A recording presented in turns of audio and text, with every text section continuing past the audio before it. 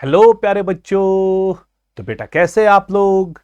उम्मीद करता हूं कि आप सबकी नीट एंट्रेंस की प्रिपरेशन बड़े धूम से चल रही होगी।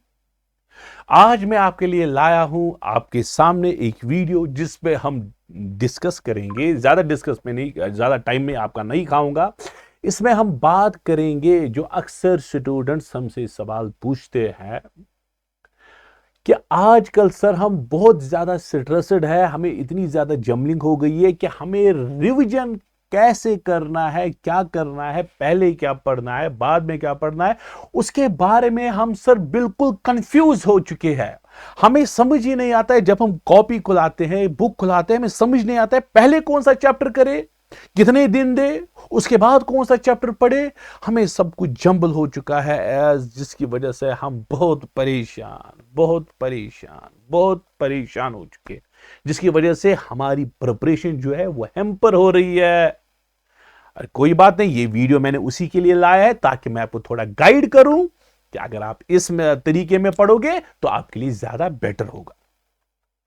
देखो प्यारे बच्चों, ये जो आपका नीट एंट्रेंस का फिजिक्स सिलेबस जो है यहां पे मैंने स्क्रीन भी लगाया है ताकि आप सब नोट डाउन करें। आपको इसमें प्रियोरिटी चैप्टर बेस्ड स्टडी करनी है, क्योंकि कुछ चैप्टर्स ऐसे हैं जिनमें वेटेज ज्यादा है और टाइम यहां से कम लगता है पढ़ने में। कुछ चैप्टर्स ऐसे हैं जो चैप्टर्स लेंथ में बहुत ही ज्यादा है, बहुत ज्यादा लेंथ में बड़े हैं, लेकिन यहां से वेटेज कुछ नहीं है, और अगर क्वेश्चन आता भी उसमें प्रोबेबिलिटी है कि आप क्वेश्चन गलत करोगे। तो लेकिन बच्चे तो उन्हीं चैप्टर्स पे ज्यादा फोकस करते हैं जिसकी वजह से उनको बहुत बहुत ज्यादा प्रॉब्लम होने वाली है। तो इस वीडियो में मैं आपको थोड़ा गाइड करूंगा कि कौन कौन से चैप्टर जो है वो हाई प्रायोरिटी बेस्ड चैप्टर्स है। देखो, अगर आप 11th क्लास की बात करोगे, 11th पार्ट, इसमें सबसे ज्यादा हाई प्रायोरिटी पे जो चैप्टर मैं मानता हूं यूनिट्स, डायमेंशंस एंड एरर्स के। एरर्स, सिग्निफिकेंट फिगर्स, वो सारा इसी में आता है। इसमें बेटा हर साल 2 से 3 क्वेश्चन आते हैं और बहुत ही ज्यादा आसान है। ये 2-3 क्वेश्चन आपको सिंपल तरीके में सॉल्व हो सकते हैं और आप इसमें अच्छे मार्क्स गेन कर सकते हो। जो टाइम आप वेस्ट करते हो बड़े बड़े चैप्टर से, उससे ज्यादा वेटेज यूनिट्स डायमेंशन की है बेटा। समझो मैं क्या बोल रहा हूं। ये चैप्टर क्या करते हैं बच्चे, सर ये आसान है, ये खुद आएगा, फिर छोड़ते हैं, लेकिन जैसे फिर क्वेश्चन नीट एंट्रेंस में आता है वो गलत करते हैं। सबसे पहले ये वाला चैप्टर पढ़ो, और इस चैप्टर पे मैं आपको 1 शॉट वीडियो दूंगा। 2-3 दिन के अंदर वीडियोस आएंगे, रेगुलर बेसिस पे मैं 1 शॉट वीडियोस डाला करूंगा।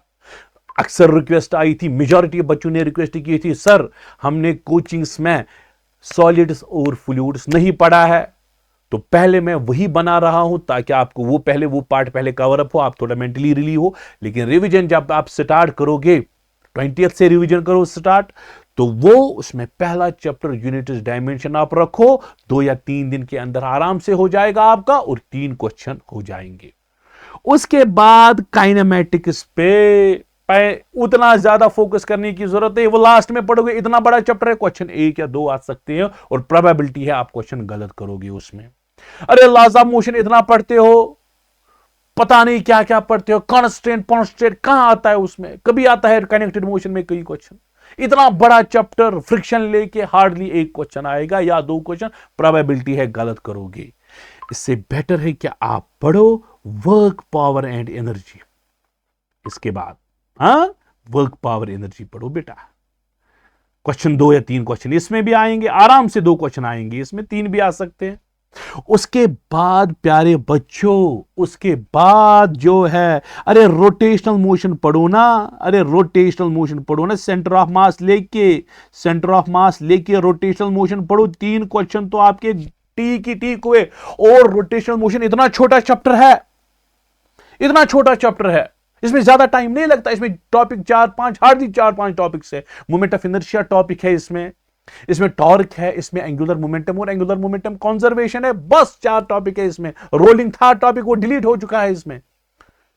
तो ये 3 चैप्टर 11th के फर्स्ट पार्ट में ज्यादा इंपॉर्टेंट है। दूसरे पार्ट में बहुत ही ज्यादा इंपॉर्टेंट और आसान चैप्टर ग्रेविटेशन, ठीक है।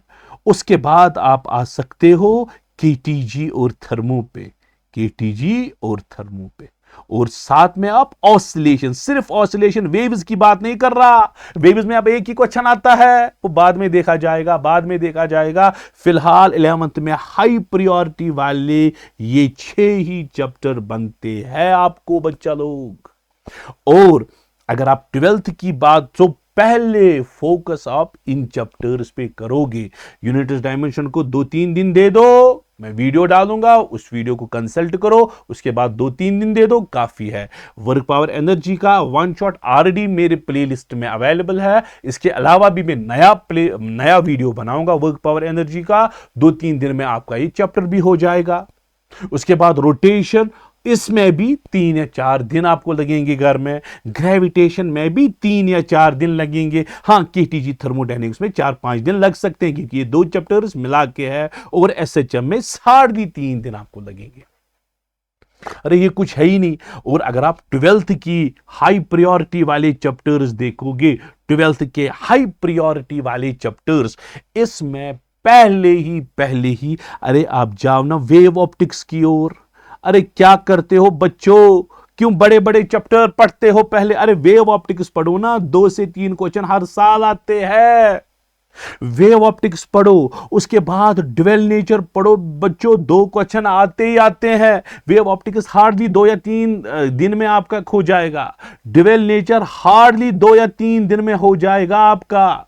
उसके बाद जाना एटम्स और न्यूक्लियर की ओर। अरे 4 क्वेश्चन तो लगते ही लगते हैं, 3 से 4 क्वेश्चन आपके गए हैं। ठीक, 4 या 5 दिन तूफान की बात हुई। उसके बाद सेमीकंडक्टर की ओर जाओ ना। अरे सेमीकंडक्टर आपके 3 दिन में हो जाएगा, और 2 से 3 क्वेश्चन आपकी जेब के अंदर हुए। अरे ये वाले चैप्टर्स हाई प्रायोरिटी चैप्टर्स है, जो आप लास्ट में रखते हो। क्यों आपको बात समझ नहीं आती है? पढ़ना कैसे है, क्यों नहीं समझ आती है आपको? तो हाई प्रायोरिटी वाले चैप्टर्स ये आप पहले पढ़ोगे।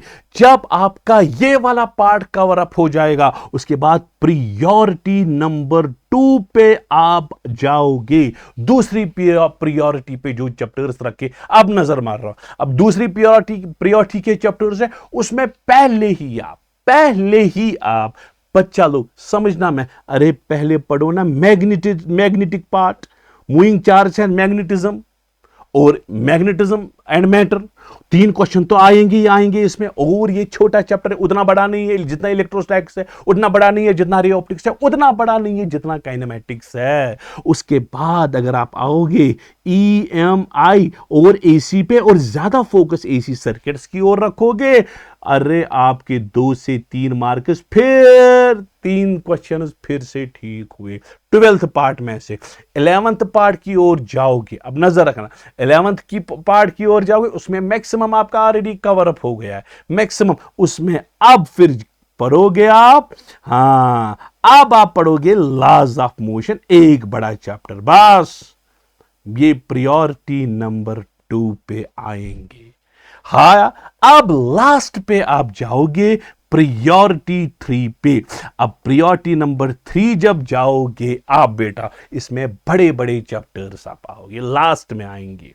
इसमें पहले ही आप पढ़ोगे, बड़ा ही पढ़ना है। अरे पोटेंशियल कैपेसिटेंस सीधे पढ़ो, चार्जेस फील्ड के बगैर सीधे डायरेक्ट स्टार्ट करो। पोटेंशियल कैपेसिटेंस बेटा 2 क्वेश्चन इसमें आते ही आते हैं। अब चार्जेस एंड इलेक्ट्रिक फील्ड में इतना पढ़ोगे, Gauss law, young law, town law, question एक आएगा, और वो भी मुझे पता है आप गलत करो। ठीक है बच्चा लोग, पोटेंशियल कैपेसिटेंस पढ़ा आपने, ठीक है। अरे वहां से फ्लूइड्स पढ़ो ना, अरे फ्लूइड्स पढ़ो ना, 2 क्वेश्चन तो उसमें भी है। और मुझे पता है ये चैप्टर आपने अच्छे से पढ़ा नहीं होता है, I am sure. Solids fluids, आप अगर सॉलिड्स मिला के आप पढ़ोगे तो उसमें भी एक क्वेश्चन आ सकता है, तो 3 क्वेश्चन बन। और मुझे पता है ये आपने अच्छे से पढ़ा नहीं, आई एम श्योर है आपने अच्छे। तो मैं इसका एक दिन या 2 दिन के अंदर आपका 1 शॉट डाल रहा हूं। पहले सॉलिड्स का आएगा, फिर कुछ दिन बाद फ्लूइड्स का आएगा, ताकि आपको टाइम आए घर में ये पढ़ने के लिए। जरूर और जरूर ये देखना। मैंने कोशिश की है, जितने भी टॉपिक है, जितने भी कॉन्सेप्ट है, जितने भी क्वेश्चन आएंगे या आने की चांसेस है, उस पैटर्न पे मैंने क्वेश्चन इस पे लाए। उतना ही आप पढ़ना, मुझे पता है इस पे आप ज्यादा वर्कआउट नहीं कर पाओगे, उतने क्वेश्चन पढ़ना जितने मैं दिखाऊंगा। ठीक है बच्चा लोग। उसके बाद अब आओगे आप बड़े वाले चैप्टर पे, जिसमें आप रे ऑप्टिक्स पहले पढ़ोगे, चार्ज इलेक्ट्रिक फील्ड लास्ट में रखना, और लास्ट पे आप प्रायोरिटी नंबर 4 वाले चैप्टर्स और देखो रे ऑप्टिक्स प्लस वेव्स भी पढ़ना, क्योंकि वेव्स आपने छोड़ा है। और प्रायोरिटी नंबर 4 पे बड़े वाले चैप्टर्स, जिसमें चार्जेस एंड इलेक्ट्रिक फील्ड आएगा, चार्जेस प्लस इलेक्ट्रिक फील्ड। अच्छा एक काम करो, रे ऑप्टिक्स है ना, मत रखो यहां पे, रखो ये लास्ट में, रखो इसमें सिर्फ वेव्स। ठीक है, चार्जेस एंड इलेक्ट्रिक फील्ड रखो प्यारे बच्चों। ठीक है, और करंट इलेक्ट्रिसिटी रखो, करंट इलेक्ट्रिसिटी हो गई 2। ठीक है, उसके बाद आप रख सकते हो काइनेमैटिक्स भी रख सकते हो। 11th में तो आपको मुझे लगता है बचा कुछ नहीं, 11th पार्ट में कुछ नहीं बचा आपको, और 12th पार्ट में और प्लस रे ऑप्टिक्स, ये लास्ट में आप ये 4 करोगे। ये मैंने कुछ स्ट्रेटजी दी है, और मोस्ट प्रोबेबली जितना भी मुझसे हो सकेगा मैं आपकी हेल्प करूंगा। रेगुलर 1 शॉट डालेंगे, 2 घंटे का, 3 घंटे का, 3.5 घंटे का, 3-3, 4-4 दिन के बाद, ताकि आपको 1 शॉट देखो, पीडीएफ ले लो उसके, वो क्वेश्चंस वर्कआउट करने के लिए 2-3 दिन की गैप होनी चाहिए बीच में, क्योंकि जितना आप खुद पढ़ोगे उतना आपके लिए बेटर है। टाइम वेस्ट करने की जरूरत नहीं, उस प्लेटफॉर्म से इस प्लेटफॉर्म से इस प्लेटफॉर्म, वो टाइम गया। अब आपको अपना वर्कआउट करने की जरूरत है। जितना ज्यादा वर्कआउट करोगे उतना आपके लिए बेटर है। हाँ, गाइडेंस की जरूरत है, उसके लिए आप 1 शॉट देख सकते हो, कोई बात नहीं। ज्यादा टाइम इंटरनेट पे गुजारने की जरूरत नहीं, ज्यादा टाइम किताबों पे निकालने की जरूरत। जितना आप खुद पढ़ोगे उतना आपके लिए बेटर है। और जितने भी आपको चाहिए मटेरियल चाहिए, कुछ चाहिए, मेरी टेलीग्राम चैनल है, तो वो आप ज्वाइन कर सकते हो। मैं डिस्क्रिप्शन में उसका लिंक भी डालूंगा। टेलीग्राम चैनल ज्वाइन करो, उस पर आपको रेगुलर अपडेट्स मिला करेंगे। तो इंशाल्लाह नीट एंट्रेंस के लिए 1 शॉट सीरीज बीच बीच में 1 हफ्ते में 2 वीडियोस डाला करूंगा, ताकि आप वो आराम से फिर कर सको। ठीक है, तो I wish you all the best for your examinations.